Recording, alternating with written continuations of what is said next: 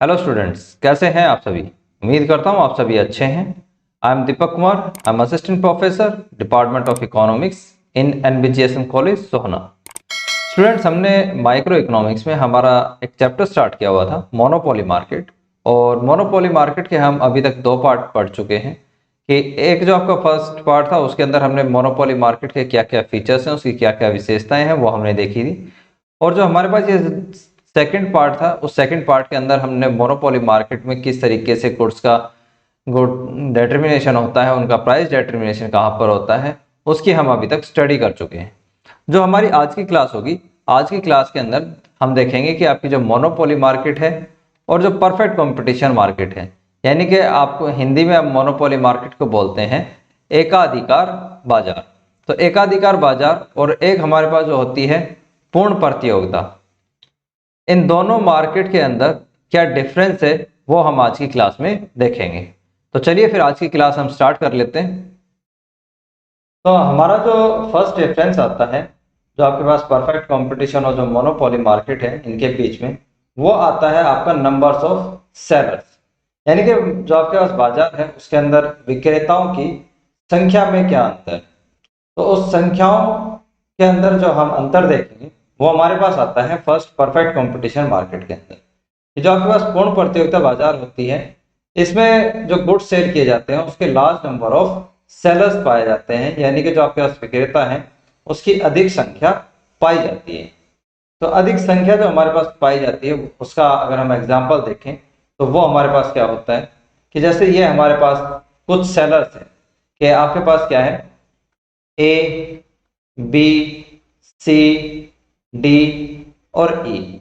इस तरीके से हमारे पास क्या है, परफेक्ट कंपटीशन मार्केट में जो सेलर्स होते हैं उनकी संख्या ज़्यादा होती है। और जो गुड सेल करते हैं ये होमोजीनियस जो है वो गुड सेल करते हैं, यानी कि समरूप जो आपके पास वस्तुएं होती हैं उन्हें सेल करते हैं। और अगर यहाँ पर जो एक बात समझने की है वो ये है कि जो मोनोपोली मार्केट के सॉरी जो आपके पास परफेक्ट कंपटीशन मार्केट होता है, इसके अंदर कोई भी जो सेलर है उसके अंदर इतनी पावर नहीं होती कि वो कंप्लीट जो मार्केट है उसको अफेक्ट कर सके। यानी कि जो ये सभी सेलर्स हैं ये मार्केट के अंदर एक स्मॉल पार्ट जो है वो प्ले करते हैं। तो इनका जो डिसीजन है वो कंप्लीट मार्केट को इफेक्ट नहीं करता है। दूसरी साइड हमारे पास जो है मोनोपोली मार्केट होती है, और मोनोपोली मार्केट के अंदर जो सेलर होता है वो एक सिंगल सेलर होता है। कि मान के चलते हैं कि हमारे पास एक एग्जांपल के तौर पे ये हमारे पास कोई ए पर्सन है, और मोनोपोली जो मार्केट होगी उसके अंदर ये अकेला ही किसी भी गुड का जो है वो सेल करता है। इसका प्रोड्यूसर भी यही, इसका सेलर भी यही है, और ये एक इंडस्ट्री की तरह काम करता है। तो जो फर्म है वो एज ए इंडस्ट्री हम उसको कह सकते हैं कि वो इंडस्ट्री की तरह काम करती है। नेक्स्ट हमारे पास आता है नेचर ऑफ प्रोडक्ट, कि जो आप वस्तुएं प्रोडक्शन करते हैं उनका जो नेचर होता है, उनकी जो प्रकृति होती है वो दोनों मार्केट के अंदर डिफरेंट होती है। कि आपकी जो परफेक्ट कंपटीशन मार्केट है और दूसरी हमारे पास मोनोपोली मार्केट है। सबसे पहले अगर हम देखें कि आपकी परफेक्ट कंपटीशन जो मार्केट है इसके अंदर जो गुड पाए जाते हैं वो गुड्स आपके पाए जाते हैं होमोजीनियस। फॉर एग्जाम्पल कि जैसे हमारे पास ये मोबाइल जो है इसका एग्जाम्पल है कि आपके पास जब डिफरेंट फर्म्स हो, जैसे आपके पास ए फर्म है, बी है, सी, डी, इस तरीके से आपके पास डिफरेंट जो है वो फर्म्स होंगी।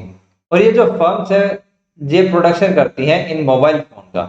तो डिफरेंट फर्म जितने भी हैं वो जब मोबाइल फोन का प्रोडक्शन करेंगी तो इस मोबाइल फोन में किसी भी प्रकार का डिफरेंस नहीं पाया जाता। ये हर प्रकार से, चाहे इनका कलर हो, वेट हो, क्वालिटी हो, वो हर एक चीज के अंदर सेम पाई जाती है, इनके अंदर कोई भी डिफरेंस होता नहीं। सेकंड हमारे पास जो एग्जांपल आता है वो है मोनोपोली मार्केट का।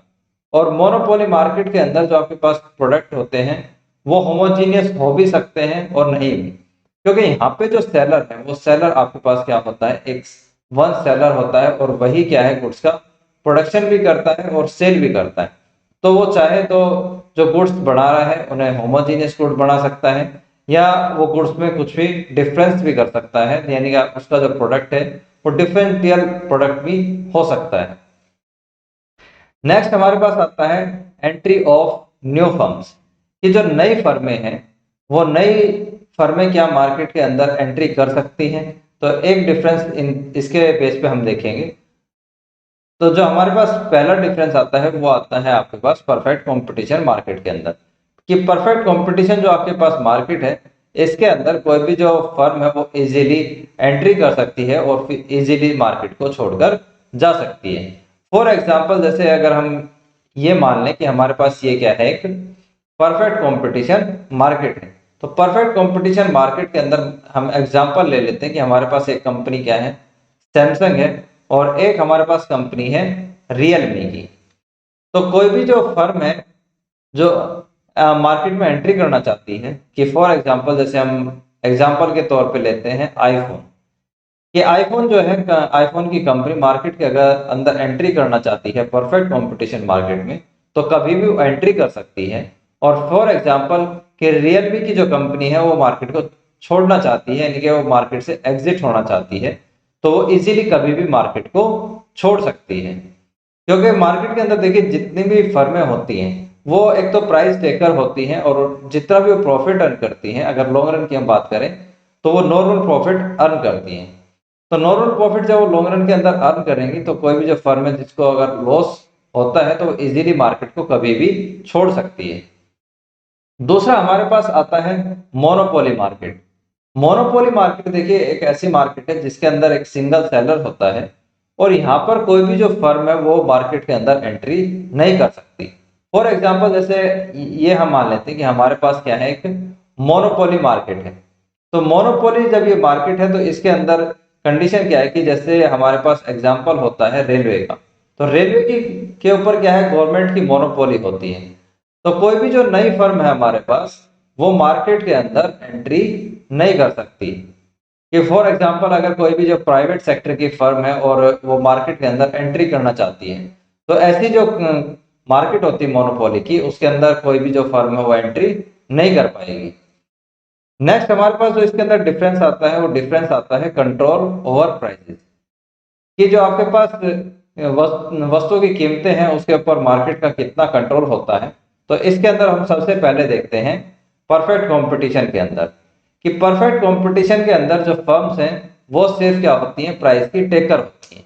यानी कि जो आपके पास मान लीजिए कि एक कोई एक फर्म है, तो ये सिर्फ जो है प्राइस को टेक करती है, उस प्राइस का डिटर्मिनेशन इसके द्वारा नहीं किया जाता।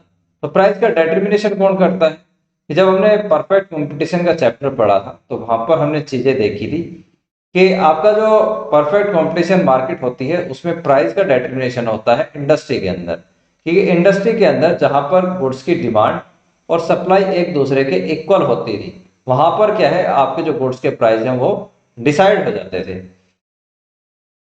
तो हमारे यहाँ पे जो आपकी कोई भी एक सिंगल फर्म है वो मार्केट के प्राइस को जो है अफेक्ट नहीं कर पाती, और वो सिर्फ क्या है, चेंज कर पाती है अपनी जो सप्लाई है उसी को। यानी कि एक जो फर्म है वो आपका डिसीजन ले पाती है किससे रिलेटेड, सिर्फ और सिर्फ जो उसका आउटपुट है उस आउटपुट से वो से रिलेटेड जो है वो डिसीजन ले पाएगी, और उसका प्राइस के ऊपर कोई भी कंट्रोल नहीं होता है।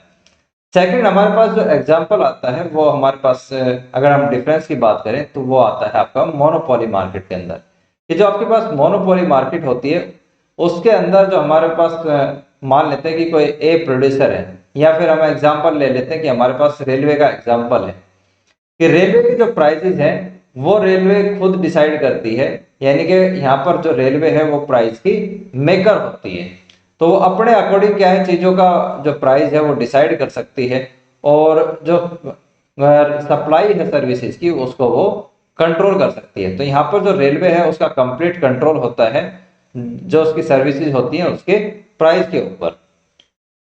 नेक्स्ट हमारे पास जो डिफरेंस आता है वो डिफरेंस आता है हमारे पास नेचर ऑफ डिमांड कर्व, यानी कि आपकी जो प्रकृति है मांग वक्र की, वो दोनों मार्केट जो है उसके अंदर किस प्रकार की होती है, तो वो उसका डिफरेंस हम यहाँ पर देखेंगे। सबसे पहले अगर हम बात करें परफेक्ट कंपटीशन मार्केट की, तो परफेक्ट कंपटीशन मार्केट के अंदर जो गुड्स हैं वो सेल किए जाते हैं होमोजीनियस, और जब होमोजीनियस प्रोडक्ट सेल किए जाते हैं तो ऐसी कंडीशन के अंदर जब हमारे पास बहुत सारी फर्में होती हैं, कि जैसे फॉर एग्जांपल ए फर्म है, फिर हमारे पास बी है, सी और डी, इस तरीके से हमारे पास क्या है डिफरेंट फर्म होती हैं, और ये सभी जो फर्में हैं वो प्रोडक्शन करती हैं किसका, एक होमोजीनियस गुड का। होमोजीनियस गुड का जो एग्जांपल है वो हम ऑलरेडी जो पहले की क्लासेज है उसमें देख चुके हैं, और जो आज की क्लास थी उसके अंदर भी हमने इसको देखा है। तो हमारे पास जो एक बात आती है यहाँ पर समझने वाली, वो ये है कि जितनी भी जो फर्में हैं वो प्रोडक्शन जब करती हैं, तो एक जो हमारे पास जो फर्म है वो मार्केट के एक स्मॉल पार्ट का जो है वो प्रोडक्शन करती है। तो हमारे पास जो फर्में हैं, कोई भी फर्म इतनी बड़ी नहीं होती कि वो कंप्लीट मार्केट को अफेक्ट कर पाए। तो ऐसी कंडीशन के अंदर अगर उसके प्राइस में एक स्मॉल चेंज भी आता है, यानी कोई भी जो फर्म है वो मार्केट में छोटा सा प्राइस को इंक्रीज करती है, तो उसकी डिमांड में हमें क्या है, बहुत ज्यादा चेंजेस देखने को मिल जाते हैं। अगर हम इसके कर्व के साथ एक्सप्लेनेशन देखें तो हमारे पास क्या है, दो एक्सिस है, एक आपके पास ओ एक्सिस है और एक हमारे पास क्या है, ओ वाई एक्सिस है। ओ एक्सिस के ऊपर हमने आउटपुट को लिया है और ओ वाई जो एक्सिस है उसके ऊपर हमने रिवेन्यू को लिया है। ये हमारे पास क्या है, ये हमारे पास आता है एक ए आर, और जो हमारे पास ये इक्वल होता है वो एम आर के इक्वल होता है। यहाँ पर जो आपके पास इसकी इलास्टिसिटी है, वो इलास्टिसिटी आपके पास क्या है, infinity elasticity of demand curve यहाँ पर होता है हमारे पास। और ये इन्फिनिटी इलास्टिसिटी ऑफ डिमांड जो है वो क्या बताती है हमें, कि अगर किसी भी जो फर्म है, अगर उसने अपने जो प्राइसेज हैं, जो यानी कि जो गुड्स की उसकी कीमत है, उसके अंदर अगर वो एक स्मॉल चेंज भी करती है, यानी कि अगर वो प्राइसेस को इंक्रीज करेगी, तो ऐसी कंडीशन में हो सकता है कि जो डिमांड जो है उसके गुड्स की वो जीरो हो जाए। ऐसा क्यों? क्योंकि देखिए जब मार्केट के अंदर आपके पास डिफरेंट फर्म्स होती है, जैसे ए फर्म है, फिर हमारे पास बी है, फिर सी है, तो इन सभी के जो प्राइसेस हैं वो प्राइसेस होते हैं इक्वल, कि सभी जो है वो किसी भी गुड को 10 रुपीज प्राइस के ऊपर सेल करती है। तो मान लीजिए किसी को एक ऐसी कंडीशन है हमारे पास कि जो आपके पास सी फर्म है, सी फर्म सोचती है कि वो ज्यादा प्रॉफिट अर्न करे, और इसके लिए वो जो 10 रुपए की चीज वो बेच रही थी इसका प्राइस बढ़ा के कर देती है 15 रुपीज। तो ऐसी कंडीशन के अंदर होगा क्या, कि जितने भी सी फर्म के पास कस्टमर थे वो सारे के सारे इसको छोड़कर बाकी जो फर्म्स है ए और बी उसके पास चले जाते हैं और वहां से चीजें जो है वो परचेज करेंगे। इसका कारण क्या है? इसका कारण ये है कि ये सभी क्या है, होमोजीनियस गुड्स का ही प्रोडक्शन कर रहे थे, और जब गुड्स सभी फर्म एक जैसा बढ़ा रही है और सेल कर रही हैं, तो फिर 15 रुपीज प्राइस देने का यहाँ पर कंज्यूमर का कोई भी अर्थ होता नहीं। तो ऐसी कंडीशन के अंदर वो सी को छोड़कर कहां पर चले जाएंगे, ए और बी फर्म के पास। तो ऐसी कंडीशन के अंदर कोई भी जो फर्म है वो अपने प्राइसेस को इंक्रीज या डिक्रीज नहीं करती है, और जो इंडस्ट्री की तरफ से प्राइस डिसाइड होते हैं उन्हीं प्राइसेस को लेके यहाँ पर सेल की जाती है। तो आपके पास इस कंडीशन में जो ए आर और जो एम आर कर्व है वो एक दूसरे के बराबर होते हैं, जो और डिमांड कर्व जो है हमारे पास वो परफेक्टली इलास्टिक होता है। दूसरी कंडीशन आती है मोनोपोली मार्केट के अंदर, कि मोनोपोली मार्केट के अंदर जो प्राइसेस है उसका डिटरमिनेशन किया जाता है इंडस्ट्री के द्वारा, या जो आपके पास फर्म है वही इंडस्ट्री का काम करती है, तो मोनोपोली का कंप्लीट प्राइस के ऊपर कंट्रोल होता है। तो यहाँ पर हमारे पास जो ए आर कर्व है, यानी कि एवरेज रिवेन्यू कर्व है, उसका स्लोप होता है डाउनवर्ड। और इस केस के अंदर आपके पास जो है ए आर और जो एम आर कर्व है वो अलग अलग होते हैं। इसको हम एक डायग्राम से समझ के देखते हैं तो हमें चीजें अच्छे से समझ में आएंगी, कि हमारे पास क्या है, एक ओ एक्सिस है और एक हमारे पास क्या है, ओ वाई एक्सिस है। तो हमारे पास ये दो है, एक हमारे पास ए आर कर्व है और एक हमारे पास क्या है, एम आर कर्व है। यहाँ पर आपके पास जो ए आर और जो एम आर कर्व है वो एक दूसरे से डिफरेंट है। हमें यह देखना है कि जो आपके पास ए आर कर्व है इसी को हम बोलते हैं एक तो डिमांड कर्व, और दूसरा यही हमारे पास क्या होती है, प्राइस लाइन होती है। हमारे पास यहाँ पर जो ए आर है, इस ए आर की जो इलास्टिसिटी है वो क्या है यहाँ पर, या तो यहाँ पर जो आपकी इलास्टिसिटी है इसकी वो आपकी होती है लेस देन 1, यानी कि एक से इकाई से कम होती है इसकी इलास्टिसिटी। और इसका कारण क्या है, कि जब देखिए यहाँ पर हमें पता है कि जो मोनोपोली मार्केट होती है वो एक ऐसे गुड का प्रोडक्शन करती है जिसका मार्केट के अंदर कोई भी क्लोजली सब्स्टिट्यूट होता नहीं है। कि अगर हम एग्जांपल के तौर पर रेलवे को ले, या फिर जो हमारे पास इलेक्ट्रिसिटी होती है, जो हमारे घर में बिजली आती है, उसका कोई भी क्लोजली सब्स्टिट्यूट हमारे पास होता नहीं है। तो ऐसी कंडीशन के अंदर अगर इनके प्राइसेस में ज्यादा चेंज हो भी जाए, अगर इनके प्राइसेस इंक्रीज भी हो जाए, तो ऐसी कंडीशन के अंदर जो आप इनकी डिमांड है उस डिमांड के अंदर ज्यादा चेंज नहीं करते हैं, यानी कि जो आपकी डिमांड कम होगी इसमें आप एक स्मॉल चेंज ही करते हैं, तो ज्यादा चेंज इसके अंदर आएंगे नहीं। अब चाहे तो इसको एक और डायग्राम से जो है हम यहाँ पे समझ के देखते हैं कि ये हमारे पास क्या है, डेडी डिमांड कर्व है, और इस डेडी डिमांड कर्व की जो इलास्टिसिटी है वो आपके पास क्या है, लेस देन 1 है। कि अगर मान लीजिए यहाँ पर हम देखते हैं कि ये हमारे पास क्या है, ओपी इसके प्राइस है और जो क्वांटिटी है वो हमारे पास कितनी है, ओक्यू। सपोज करते हैं कि आपके प्राइजेज जो है वो इंक्रीज हो जाते हैं, और इनके जब ये प्राइजेज होंगे तो प्राइजेज आपके चले गए OP1 और जो क्वांटिटी आ गई वो OQ1 आ गई, यानी कि आपके जो प्राइजेज हैं उसमें चेंज ज्यादा हुआ है। और जो आपके पास क्वांटिटी आई थी वो क्वांटिटी में जो चेंज आया है वो चेंज आया तो है, क्वांटिटी आपकी कम तो हुई है प्राइस के बढ़ने से, बट यहाँ पर उसकी जो मात्रा है वो कंपेरेटिवली कम है। कि अगर आपके प्राइस जो है वो 20% इंक्रीज हुए हैं तो जो आपकी डिमांड है उसमें 5% का ही उसमें चेंज आया है। तो ऐसी कंडीशन के अंदर कहते हैं कि जो आपकी इलास्टिसिटी है वो लेस देन 1 है। तो हमारे पास जो मोनोपोली मार्केट होती है उसके अंदर आपके पास जो AR कर्व है उसकी इलास्टिसिटी लेस देन 1 होती है। नेक्स्ट फ्रेंड्स हमारे पास आता है नेचर ऑफ सप्लाई कर्व, कि जो हमारे पास दो मार्केट है, परफेक्ट कंपटीशन मार्केट और जो मोनोपोली मार्केट है, इसके जो पूर्ति वक्र है, इस पूर्ति वक्र की जो प्रकृति है उसके अंदर क्या डिफरेंस होता है उस डिफरेंस को हम देखेंगे। तो फर्स्ट हमारे पास आता है कि जो आपके पास सप्लाई कर्व है वो यूनिकली डिटरमाइन होता है परफेक्ट कंपटीशन मार्केट के अंदर। इसका कारण क्या है कि सप्लाई कर्व आपका क्या होता है, तो फर्स्ट जो हमारे पास रीजन है इसका वो ये है कि जितनी भी मार्केट के अंदर जो फर्में हैं, कि आपके पास मान के चलते A, B, C, D, इस तरीके के हमारे पास क्या है, डिफरेंट फर्म्स होती हैं। तो डिफरेंट फर्म्स क्या है, किसी गिवन प्राइस के ऊपर, कि अगर इनको प्राइस दे दिया जाए कोई गिवन प्राइस के ऊपर, ये क्या कर सकती हैं, गुड्स को अनलिमिटेड या जितना ये चाहें उस मात्रा के अंदर ये गुड्स को सेल कर सकते हैं। कि फॉर एग्जांपल यहाँ पे हम प्राइस मान लेते हैं कि 50 रुपीज प्राइस के ऊपर क्या है, ये जितनी क्वांटिटी चाहे उस क्वांटिटी को सेल कर सकती हैं। दूसरा रीजन क्या है कि यहाँ पर जो प्राइस डिस्क्रिमिनेशन है, यानी कि जो आपके पास कीमत विभेद होता है वो कीमत विभेद नहीं पाया जाता है।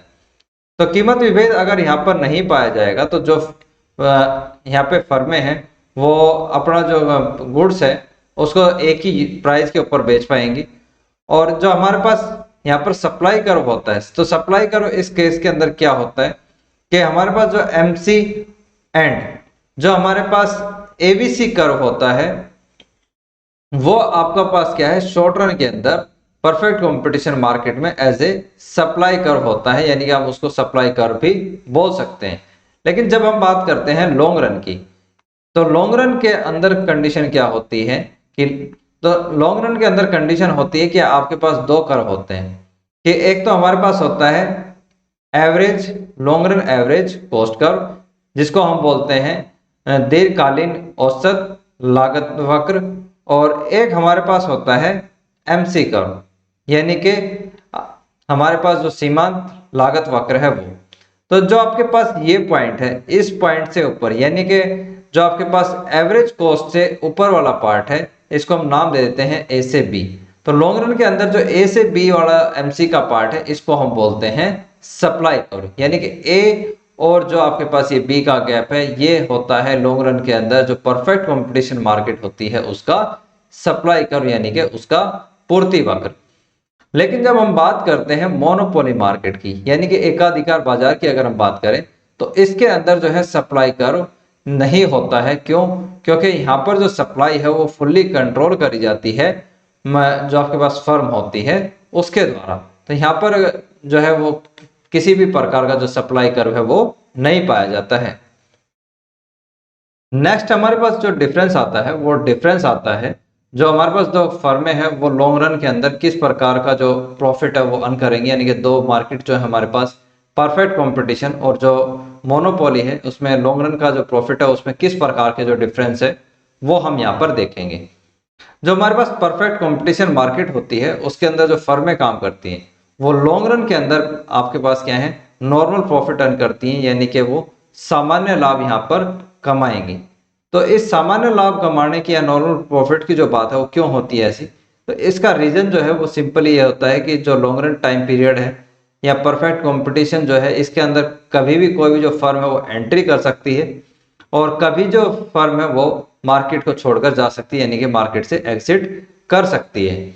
और जो एक कंडीशन की अगर हम बात करें कि लॉन्ग रन के अंदर जो कंडीशन है इक्विलिब्रियम की, वो क्या होती है, या हम इसको बोल रहे हैं कि जो आपके पास नॉर्मल प्रॉफिट है वो कहाँ पर अर्न किए जाते हैं, तो उसकी कंडीशन होती है कि लॉन्ग रन के अंदर long run average cost curve equal होता है किसके, एवरेज रिवेन्यू के। यानी कि जो आप यहाँ पर लागत लगा रहे हैं वो लागत आपकी बराबर है किसके, कीमत के। तो ऐसी कंडीशन के अंदर जो फर्में हैं वो नॉर्मल प्रॉफिट अर्न करती हैं। सेकंड जो हमारे पास आता है वो है मोनोपोली मार्केट।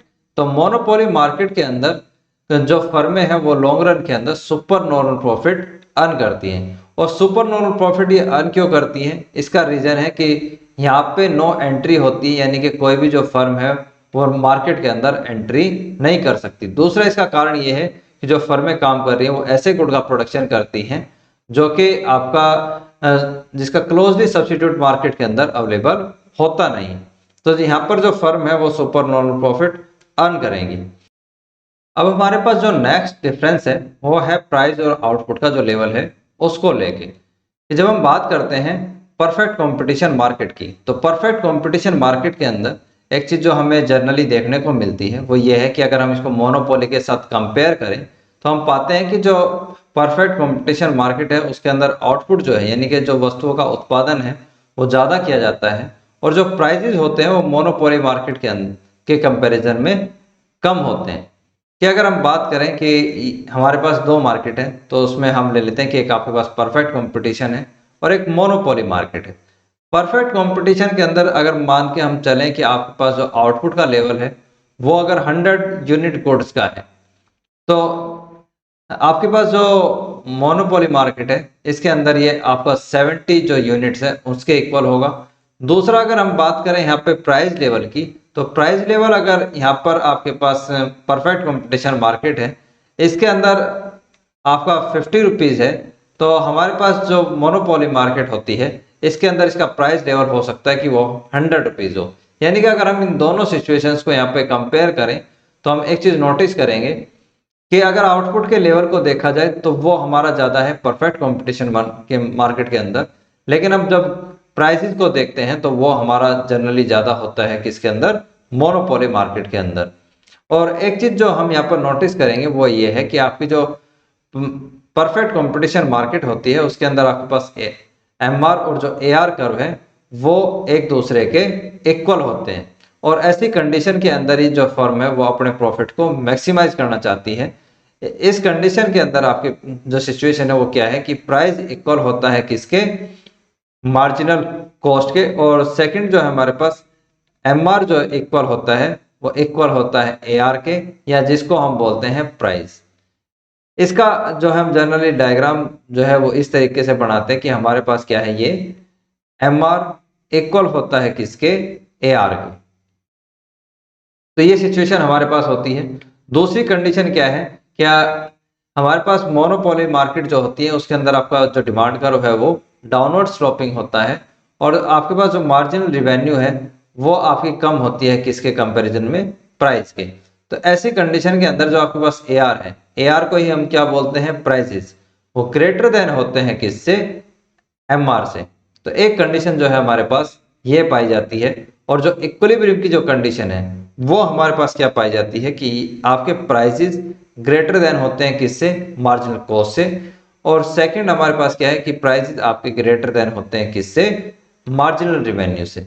अगर हम इसका जो डायग्राम है, अगर सिंपली हम इसका डायग्राम देखें तो डायग्राम भी हमें ये चीज़ जो है वो प्रूव कर देता है कि फॉर एग्जांपल जैसे ये हमारे पास क्या है, इसका डायग्राम है कि ये हमारे पास होता है एआर कर्व, और ये हमारे पास जो है वो होता है इसका एमआर कर्व। तो यहाँ पर आपके पास जो एआर है वो आपका ग्रेटर देन है किससे, एमआर से।